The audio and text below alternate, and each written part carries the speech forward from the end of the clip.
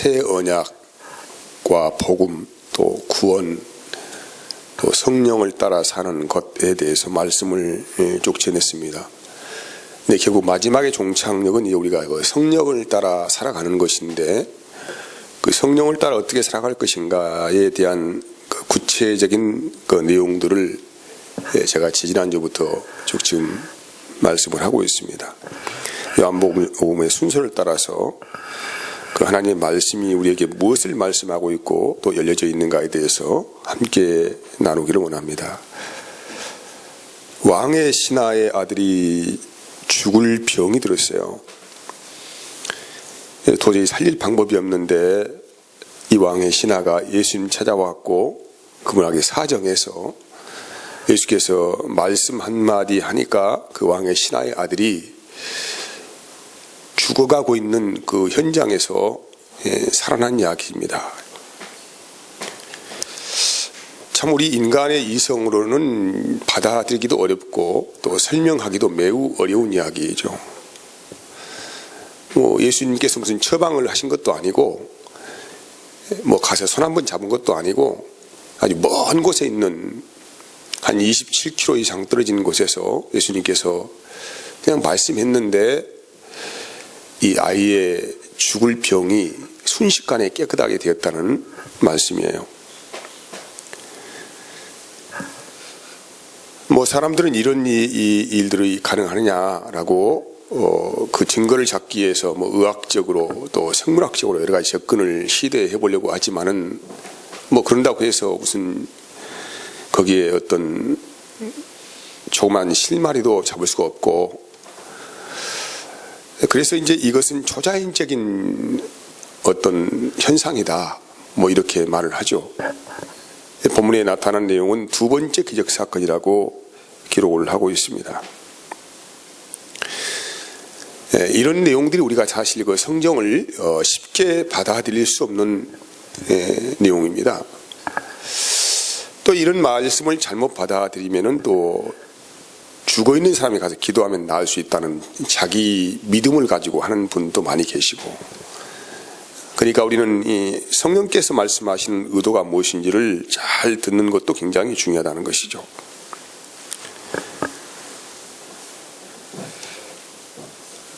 아무튼 애원하는 그 아이의 아버지에게 예수님께서 한마디 했죠. 네 아이가 죽지 않고 지금 살았다.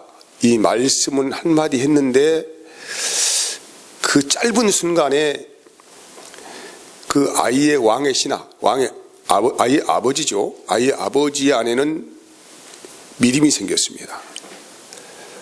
순식간에 벌어진 일이죠. 그리고 조금도 예수님의 말씀을 의심도 없이 그냥 그대로 애원하기를 그치고 곧장 돌아서서 자기의 집을 향해 갔죠. 그래서 집을 향해서 가는 도중에 자기의 종을 만났고 종에게 자초지정을 들었고 아이가 살아났다는 거예요.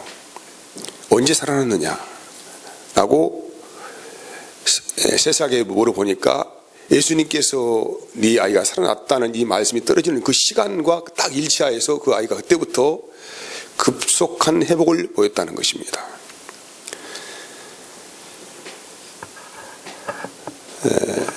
참 이 말씀은 짧은 이야기지만은 우리에게 많은 생각을 하게 합니다. 복음이 무엇인가에 대해서. 여러분, 복음이 무엇입니까? 그 우리를 위하여서 십자가에 죽으신 그 예수님이, 그 예수님의 영이 우리 안에 오셨다는 거예요. 그 아이를 말 한마디로 살리신 그분이 영으로 우리 안에 오셨다는 거예요. 이게 복음 아니겠습니까? 그래서 이 거듭난 그리스도인이라면은 이제 그 예수 그리스도의 영이 그 사람 안에 살아계신 하나님으로 계시는 것이죠. 하나님은 살아계시지 않습니까? 죽어가는 아이를 살리신 그 예수님, 그 예수께서 살아계신 그분으로 우리 안에 와 계신 것이 거듭난 자의 신앙이죠. 이제 그 신앙. 그런데 거듭났다고 하면서도 어떤 사람에게는 전혀 그 안에 계신 성령님의 음성이 들리지 않고 임재도 느낄 수 없다는 거. 또 어떤 사람에게는 성령님의 음성을 듣고 또 그는 그의 삶 가운데서 충만하게 하나님의 임재를 느끼며 산다는 거. 이 두 가지 유형이 있습니다. 동일하게 예수님의 은혜 안에서 거듭난 사람임에도 불구하고 어떤 사람은 하나님의 음성이 들리고 어떤 사람은 들리지 않고, 어떤 사람은 주의 임재를 느끼며 살고 어떤 사람은 전혀 주님의 임재를 느끼지 못하는 상태에서 살아가는 사람도 있다. 왜 그러면 들리지 않을까? 주의 음성이 왜 들리지 않을까? 왜 그분의 임재를 느끼지 못할까? 이유가 있지 않겠습니까? 우리 사람은 말이에요, 늘 자기 자신이 보고 싶은 것, 듣고 싶은 것, 하고 싶은 것만 하고 살아요. 그러니까 자기 자신이 관심이 있는 것에 대해서는 집중하여 그것을 겨우 들으려고 합니다. 그런데 관심이 없는 분야에 대해서는 전혀 생각을 하지 않고 있는 것이죠. 신발 장사는 자꾸 사람 보면은 뭐만 봅니까? 신발에 눈이 갑니다. 어쩔 수 없어요. 직업의 본능이니까. 옷 장사는 자기 가게에 어떤 분이 들어오면은 무슨 옷을 입고 있는가에 대해서 집중적으로 관찰하기 시작합니다. 그림을 그리는 화가는 어떤 사물을 보면은 거기에서 그림 그릴 소재를 찾겠지요. 이게 뭐냐면은 사람은 자기가 하는 일에 대한 관심도와 집중력이 대단히 민감하다는 거예요. 우리 교회에 몇 년 동안 바자회를 했어요. 근데 이제 옷을 우리 교회 봉사하시는 분들 고르지 않습니까? 그럼 고르면 자기 취향대로 옷을 고르죠. 예. 만약에 3명이서 옷을 고른다고 하면은 한 분은 또 이런 색깔을 좋아하고 그러면 그 색깔만 고르게 될 것이고, 자기가 좋아하는 스타일을 고르는 거예요. 근데 내가 싫어하는 것은 이제 이런 걸 누가 사겠느냐라고 한쪽에 제껴놓죠. 근데 이제 손님이 와서 보다가 한쪽에 제껴놓은 옷을 또 골라서 사갑니다. 이게 뭐냐면 사람이 취향이 다양하고 보는 그런 감각이 다르기 때문에, 그러니까 사람은 자기 취향대로 자기가 듣고 싶은 것, 보고 싶은 것, 굉장히 중요하게 생각을 합니다. 그 옷을 만든 디자이너는 자기가 만든 그 옷이 정말로 멋있는 옷이라고 만들었을 거예요. 근데 어떤 사람은 하찮은 옷으로 그냥 던져버리죠. 이게 디자인이냐, 이게 색상이냐. 근데 그 옷을 디자인하고 만들어낸 사람은 거기에다 온 심혈을 기울이고 대단한 작품이라고 생각하고 만들었지 않겠습니까? 제가 말하는 의도가 무엇입니까? 사람은 자기가 관심이 있는 것만 듣게 되어 있고 보게 되어 있다는 거예요. 바로 이런 이유 때문에 우리는 하나님의 음성을 들을 수가 없습니다. 제가 이제 보십시오. 여기에 단어가 몇 가지 있죠? 한번 읽어보십시오. 보입니까? 명예, 사랑, 돈, 권세, 능력, 성공, 믿음, 취미, 건강. 굉장히 좋은 단어죠. 근데 여기에서 이제 우리 성령님께서 여러분 안에서 이 빨간 글씨 보이죠? 믿음이라는 단어예요. 믿음이라는 단어를 말씀하셨는데, 믿음에 대한 관심이 없는 사람들은 늘상 여기에 있는 다른 단어들을 찾아가면서 성경을 읽고 그것을 얻기를 좋아하잖아요. 그러니까 믿음을 이야기해도 믿음에 대한 이야기는 들리지 않아요. 여러분 안에서 하나님께서 믿음에 대한 이야기를 하는데 왜 들리지 않는가? 그것은 내가 뭔가 다른 것에 집착되고 거기에 지금 그것을 쫓아가는 인생을 살고 있기 때문에 이것은 별로 관심 받기 일이기 때문에 들리지 않는다고 할 수 있습니다. 또 두 번째 이유가 뭐냐면은 여기 보시면은 이게 이제 우리 마음의 세계예요. 굉장히 많이 헝클어져 있잖아요. 근데 가운데가 이제 제가 이제 뭔가 그림을 그려놨죠. 뭔가 구분되십니까? 뭐 같아요? 이게 이제 이 상태에서는 잘 보이지 않죠. 뭔지를 잘 모르잖아요. 아무리 보려고 해도 이게 저게 뭐지라고. 왜냐하면 이 영이 혼돈되어 있어요. 어떻게 혼돈되어 있냐? 우리의 혼과 결탁되어서 이게 혼돈되어 있어요. 혼돈되어 있기 때문에 무엇이 영의 음성인지를 잘 구분하지 못하는 거예요. 근데 이것이 이 혼돈되어 있는 것이 착 거치면은 어떻게 되겠어요? 이렇게 되겠죠. 이렇게. 그러면 이제 저게 다이아몬드의 모양을 가지고 있구나라고 아주 분명하게 보이잖아요. 보입니까? 안 보입니까?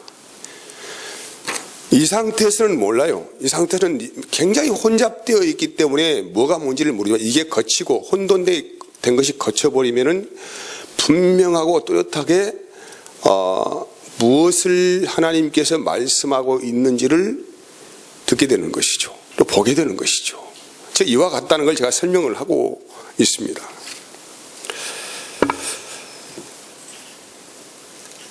여러분, 우리가 예수님을 믿는다고 하는데 그 십자가의 능력이 우리 안에 전혀 활동하지 못하고 그냥 정지된 상태에서 전혀 움직임을 감지할 수 없는 상태에 내가 삶을 살고 있다고 한다면은 나는 현재 지금 이런 상태로 현재 살고 있습니다. 뭐가 뭔지를 몰라요.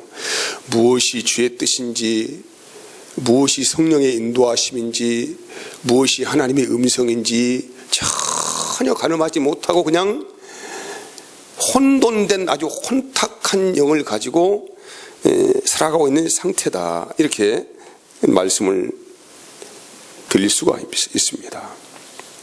그래서 이 사람은 늘 습관적으로 자기가 그렇게 하려고 그래서 그런 게 아니고 성령님의 음성이 들리지 않기 때문에 늘 무의식의 세계 안에서 성령님을 홀대하고 천대하고 박대하고 자기의 생각과 주장대로 그렇게 살아간다는 거예요. 그렇게 살려고 그런 게 아니에요. 주의 뜻이 뭔지를 모르는데요. 하나님께서 뭐라고 말씀하시는지를 이해할 수 없는데요. 어떻게 살 수가 있겠습니까? 늘 혼란스럽고 방법이 없고 질서가 없고 그런 가운데서 살아갈 수밖에 없죠. 근데 오늘 예수님의 말씀을 들은 이 아이의 아버지는 주의 말씀이 떨어지는 순간에 그 안에 믿음이 생겼습니다. 그리고 더 이상 예수님께 사정하지 않고 바로 발길을 돌려서 곧장 자기의 집으로 향하여 갔다는 거예요. 이걸 믿음이라고 합니다. 믿음. 주의 말씀이 떨어지는 순간에 앞뒤도 돌아보지 아니하고 곧장 주께서 말씀하신 방향으로 따라가는 것을 믿음이라고 해요. 그럼 무슨 일이 일어났습니까? 영의 말씀이, 하나님이 말씀하시는 영의 말씀이 들어갔다는 것이죠. 이 영의 말씀이 그의 모든 혼과 몸을 지배하여서 끌어가는 것입니다. 이게 성령의 인도를 받는 삶이라고 해요. 성령의 인도는 그렇게 받는 거예요. 그래서 믿음이라고 하는 것은 설명되는 것도 아니고 노력하는 것도 아니고 아무튼 하나님의 생명이 우리 안에서 들어와서 역사하는 은혜를 내가 받게 되어지면은 나는 어떤 어려운 일이 있다고 할지라도 그 난관을 뚫고 믿음을 가지고 진행하게 된다는 것이죠. 다시 본문을 좀 심도 있게 접근해 보면은 아이에게 어느 날 죽음이 찾아왔습니다. 그렇죠? 근데 이 아이를 고쳐보려고 이 왕의 신하가 그래도 높은 고위직에 있기 때문에 얼마나 많이 백방으로 힘을 섞겠어요. 근데 세상에는 의원이 없습니다. 이 죽음에 이르는 병을 고칠 수 있는 의원이 없어요.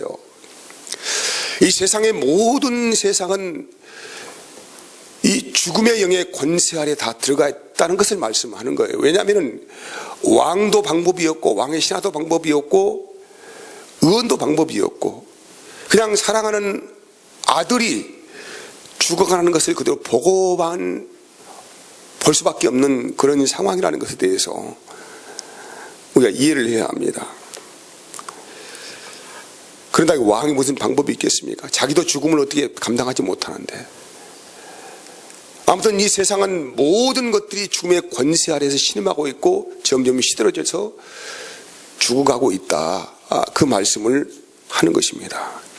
그런데 이 사실에서 인간이 어떻게 이 죽음의 사실에서 풀려날 수가 있겠습니까? 그런데 탈출구는 있다는 거예요. 탈출구는.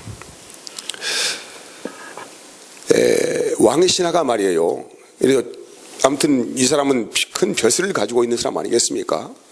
왕의 신하가 너무 다급해서 자기 아들이 지금 곧 죽어가고 있으니까 너무 다급해서 예수님을 찾아갔어요. 그 당시에 정부의 고위 관직을 맡고 있는 사람이 예수님을 그 당시에 찾아간다고 하는 것은 아주 위험한 일입니다. 왜냐하면 예수님은 당시에 이단의 괴수로 그렇게 사람들이 입에 오르내리고 있는 사람 아닙니까? 그런 분을 찾아간다는 것도 어려운 일인데 이 사람은 그래도 꽤나 높은 직분을 가지고 있는 사람이잖아요. 왕의 신임을 받고 있는 사람 아닙니까? 왕의 신하니까. 근데 자기의 이 권세나 부끄러움이나 이거 개의치 아니하고 다 그냥 던져버리고 가버나움에서 여기에 가나까지의 거리는 약 27km 이상이 된다고 합니다. 제가 찾아보니까 한 70리 이상 되는 거리죠. 사람이 도보로 1시간에 한 10리를 정도 이동한다고 한다면 한 7시간 이상을 아주 그냥 발바닥에 땀이 나도록 그렇게 걸어갔겠죠. 군대에서 행군 해보신 분들은 알겠지만은 굉장히 힘든 거리입니다. 근데 자기 아들을 한번 살려보겠다고 이 사람은 모든 것 다 떨쳐버리고 그냥 오직 누구만 바라보고 예수님만 바라보고 뛰어갔어요. 이걸 좀 영적으로 말하면은 십자가만 바라보고 뛰어갔다는 얘기죠. 십자가만. 다른 것이 들지 않았어요. 왜?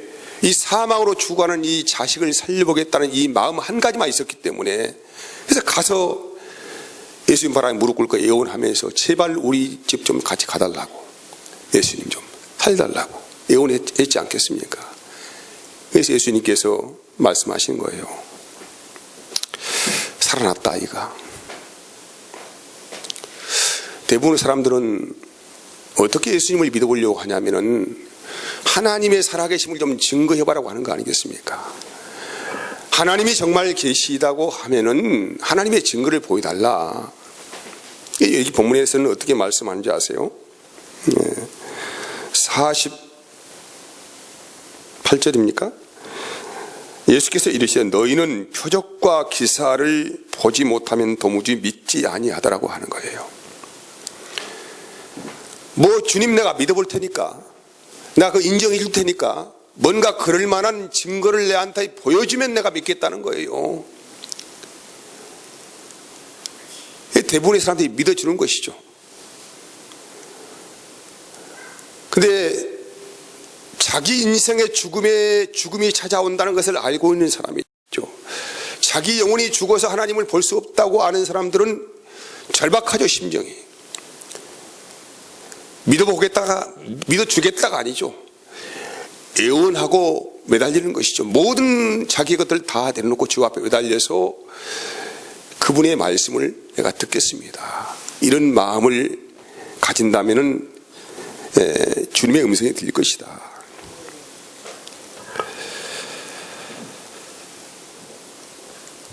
오늘 여기에 예수님께서는 대제사장으로 오셨습니다. 대제사장. 구약시대 때 제사장들이 제물을 잡을 때 어떻게 잡는지 아십니까? 예, 제물을 가져오면 제물을 제단 위에다가 이렇게 올려놓고 그것을 꽁꽁 묶습니다. 묶어서 날카로운 칼을 가지고 제물의 각을 뜨잖아요. 살을 바르고 뼈를 바르고 뼈 마디에 관절과 골수 이것을 쪼개어서 분해를 시킵니다. 분해시켜서 놔두어야 이제 하나님의 불이 제단에서 내려와서 그 제물을 살라버리는 거예요. 그럼 하나님은 뭘 맡으십니까? 고기를 받으시는 게 아니죠. 그 제단 위에 올려진 고기가 시커멓게 타들어가는 그 냄새, 연기, 이것을 흠양하시는 거예요. 하나님은 고기에 생고기를 받지 않으시고 그것이 이글이글 타는 하나님의 불이 임하여서 거기에 모든 고기와 모든 것 다 살라버리는 거예요.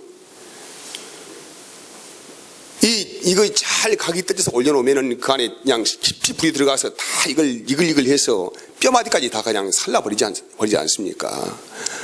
하나님이 이것을 받으신다는 거예요.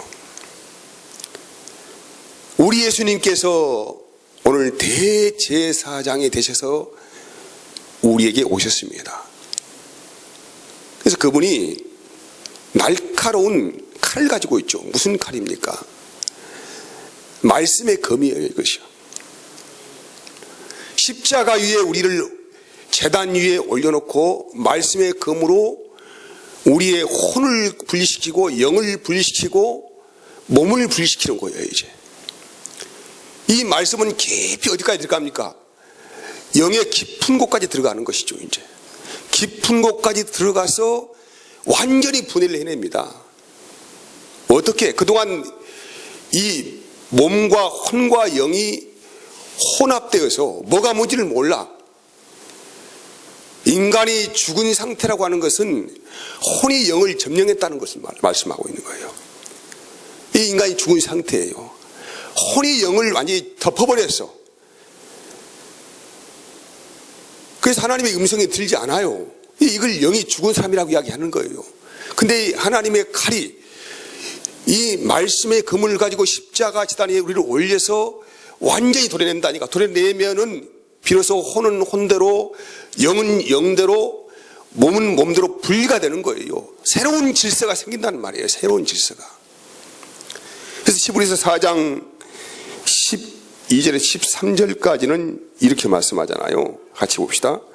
하나님의 말씀은 살아있고 활력이 있어 자위의 날선 어떤 검보다도 예리하여 혼과 영과 및 관절과 골수를 찔러 쪼개기까지 하여 또 마음의 생각과 뜻을 판단하나니 지으신 것이 하나도 그 앞에 나타나지 않을 것이 없다는 거예요. 하나도 그 앞에 완전히 분해시켜버린다니까요. 하나님 말씀의 검으로. 그래서 우리의 결산을 받으실 이는 눈앞에 만물이 벌거벗은 것 같이 드러난다는 거예요. 완전히 이렇게 드러나야 비로소 영이 영자리에, 혼은 혼자리에, 몸은 몸에 그 기능대로 자기 기능을 한단 말이에요. 이 질서가 새로운 질서의 희보가 싹 잡혀 이게. 그래서 그때부터 하나님께서 영으로 말씀하시면은 이 영은 말씀을 받아서 인간의 혼의 영역에 이것을 명령을 하달을 하겠죠. 혼은 지성과 이성과 감성을 총종합으로 작동시켜서 우리의 몸에 전달을 하겠지요. 몸은 이것을 받아서 이제는 의지적으로 이 말씀을 받아서 행하는 삶을 산다는 거예요. 이걸 굉장히 중요하게 생각해야 합니다. 이 구도가 딱 잡혀야 돼, 이 구도가. 항상 내 몸이, 내 혼이 아니에요. 내 정신의 세계가 아니에요. 항상 영이 중심이에요. 영이. 우리 마음의 중심엔 영이 있어. 그래서 예수님께서 어떻게 말씀하세요? 요한복음 6장 63절에 보면은 살리는 것은 뭐라고 했습니까? 무엇이 우리를 살려요? 자, 시작. 살리는 것은 뭐가 살려요? 육이 우리를 살린다고 그랬어요? 우리를 사람을 살리는 것은 영이란 말이에요. 영. 육은 무익합니다. 육은 육일 뿐입니다. 육은 전혀 하나님의 일에 도움이 되지 않아요. 육은 육의 자리에서 하나님의 영을 떠받드는 일에 충성스럽게 봉사를 하는 거예요. 육은 무익합니다. 그래서 육은 무익하니라. 내가 너희에게 이른 말이 영이고 생명이다라고 하면서 예수님께서 십자가 위로 올라가시잖아요. 뭐하러 올라가셨어요? 죽으시러 올라가셨어요.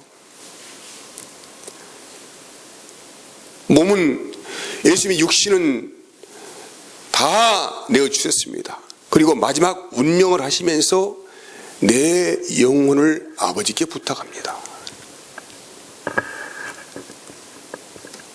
이런 고백을 하셨죠. 여러분, 성령만이 우리의 영이 무엇이고 인간의 혼이 무엇이고 몸이 무엇인지를 잘 알고 있어요. 성령만이 육의 생각을 또한 아시잖아요.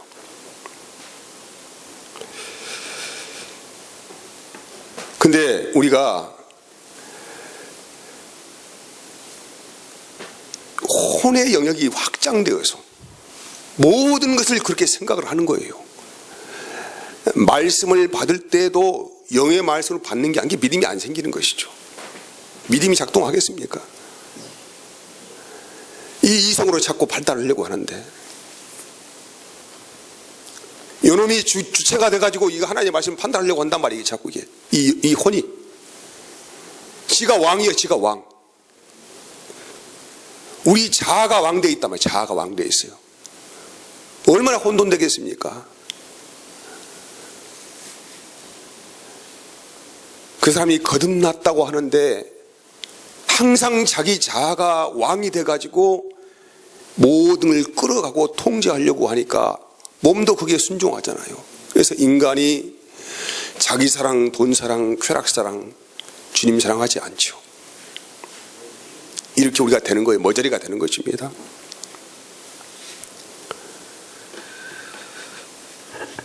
그래서 오늘 우리가 우리 자신을 좀 바라보아야 합니다. 내 자신을 순서가 있어요. 구약 제사장이 이 짐승을 잡으려고 하면은 먼저 짐승을 죽이잖아요. 죽여. 제단 위에 올리지 않습니까? 제단 위에 우리가 올려져야 돼요. 제단 위에 올려지지 않으면 주님이 잡을 수가 없어, 우리를. 그 말씀의 날카로운 검은 나의 모든 심장을 찌르고 도려내가지고 확실하게 재분배시켜가지고 원래 고유의 기능의 자리에 우리를 새 배치를 시켜야 되는데, 이 새 배치를 시켜야 새 마음이 되는 것이거든요.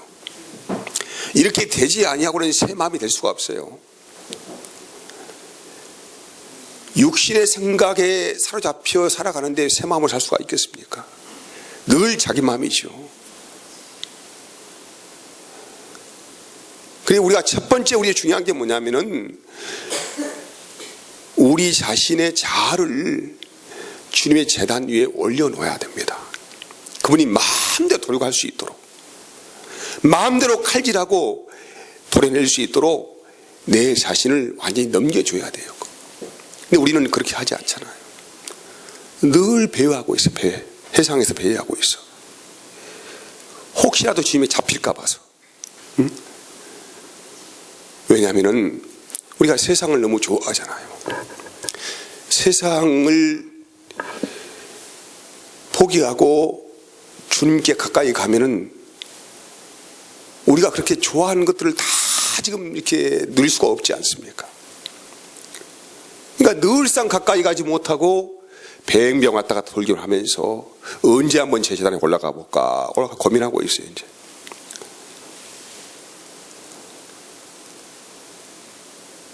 여러분, 이런 상태가 우리 현재의 그 신앙생활이에요. 이스라엘 출애굽기로 이야기한다면은 광야에서 배회하는 인생이죠. 계속 40년 동안 죽을 때까지 믿음의 강을 건너지 못하고 그 광야에 갇혀서 늘상 먹는 것 입는 것 타령하면서 살아가는 인생들이죠.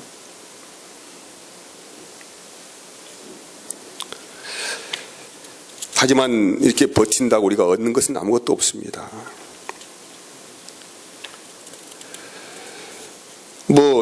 송장되어 살아가는데 얻을 게 뭐가 있겠습니까?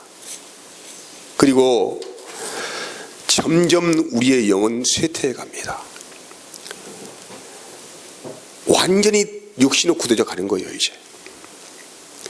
이제 들지 않습니다. 아무런 감각이 없습니다. 아무런 느낌이 없습니다. 그냥 그렇게 살다가 가는 거예요. 몰라, 나는 그것은 그 다음에는 모르겠어요. 그분이 구원 받았나요 안 받았나요 그런 말을 우리가 할 수가 없어요. 그 다음은 모르겠어요. 왜 성경에서는 뭐라고 말하냐면은 너희가 구원을 하나님의 은혜를 입고 성령을 받았다고 하면은 너희의 구원을 이루어가라고 말씀하죠. 두렵고 떨리는 가운데 너희의 구원을 이루어가라고 말씀하고 있거든요. 우리의 영이 성장되지 않고 정체가 된 상태에서 이렇게 살아가고 있다고 한다면은 우리는 고깃덩어리에 불과한 인생이라는 거예요. 우리가 하나님의 영을 받는 순간에 어떤 일이 생깁니까? 약 3가지의 변화가 생겨요. 이상하게 말씀에 대한 호기심이 생깁니다. 그와 동시에 들어오는 게 뭐냐면은 죄책감이에요. 과거에 없었던 죄책감이 원래 생기는 거예요. 그리고 회개합니다. 처음에 우리가 은혜 받고 거듭날 때는 이런 의식이 있었어요. 이제 이런 의식도 점점 사라집니다. 굳어져 갑니다. 아무런 맛이 없습니다.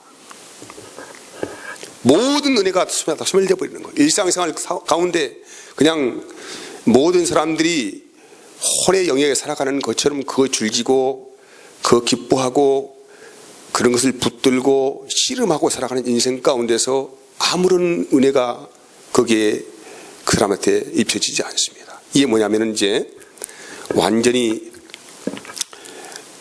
육신의 덩어리가 된 인간의 모습이죠.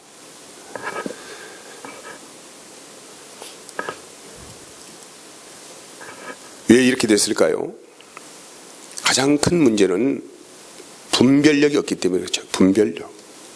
하나님의 영으로 받는 은혜가 무엇인지에 대한 그 분별력이 없기 때문에 그런 일이 생긴다는 것이죠. 우리 예수님께서 우리에게 원하시는 것은 우리에게 주신 옷은 순결한 세마포 옷입니다. 순결한 세마포 옷인데 이게 점점 그 빛깔이 가면 갈수록 점점 이게 더 광채가 나야 되거든요. 근데 우리는 현재 내가 입고 있는 옷이 순결한 세마포 옷인지를 모르는 거예요. 아무런 감각이 없어요. 그래서 점점 그 색깔이 빛이 바래져 가는 것입니다. 빛깔이 점점 쇠퇴해 가는 거예요. 이제는 검둥이가 돼가지고 이제는 도대체 이것이 세마포인지 아니면 그냥 누더기 옷인지 이거 구별할 수 없을 정도로 그렇게 된다고 한다면은 이건 대단한 참 불행한 일이죠. 하나님이 주신 은혜라고 하는 것은 성령을 통하여 주시는 달콤한 교제, 은혜, 또한 하나님이 예비하신 놀라운 역사들입니다. 근데 이런 것은 조금도 맛볼 수가 없습니다. 그래서 오늘 우리는 중요한 마음의 결단을 좀 하기를 바랍니다. 다른 거 생각하지 말고 성령님이 좀 음성을 들어볼까? 이것은 두 번째 일이에요. 왜냐하면 이 상태로서는 천지분별하지 못하고 살아간다는 거예요. 뭐 어떻게 어떤 음성을 들을 수가 있겠어요? 어떤 인도를 받을 수가 있겠습니까? 그래서 주님이 요구하시는 거, 세상이 너무 좋잖아요. 우리가 그렇지 않습니까? 너무 좋아요. 너무나 누리고 싶은 것이 너무나 많습니다. 근데 이렇게 자꾸 이런 것들이 확대되어지다 보면은 성령님의 음성은 들을 수가 없고 그의 임재도 느낄 수가 없습니다. 그래서 우리는 오늘 우리 자신의 모든 것을 주님 제단 위에 올려드리는 나름대로의 의식을 좀 가졌으면 좋겠어요. 나름대로. 내가 마음을 정하고 나의 모든 것을, 내 자아를 주님이 나를 마음대로 분해하고 각을 떠서 성령의 불로 살라버릴 수 있도록, 성령의 불로 이 지약이 살라버리지 아니하면은, 분리가 되지 아니하면은 우리는 살 수 없다니까요. 그러니까 내 모든 것을 하나님의 제단 불에 올려드리는 것이, 이건 내가 어떻게 할 수 없는 부분이에요. 이런 마음을 좀 정하는 나름대로 의식을 좀 갖는 것이 중요하다.